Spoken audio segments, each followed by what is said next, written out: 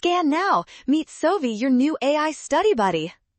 Artificial intelligence is replacing workers, and we need to find the impact on unemployment figures fast. Let's break down these economic changes right now together.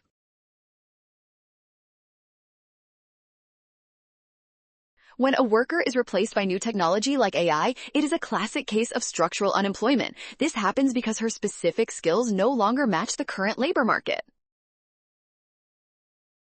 Cyclical unemployment remains unchanged since this job loss is caused by technological shifts rather than a general downturn in the economy. The business cycle is not the primary driver here.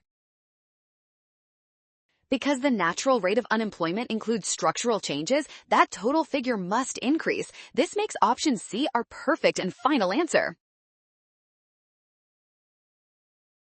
Well done! Scan the code. You can learn better with Sovi. Avoid the rush on signs, trust the given data, and check your steps.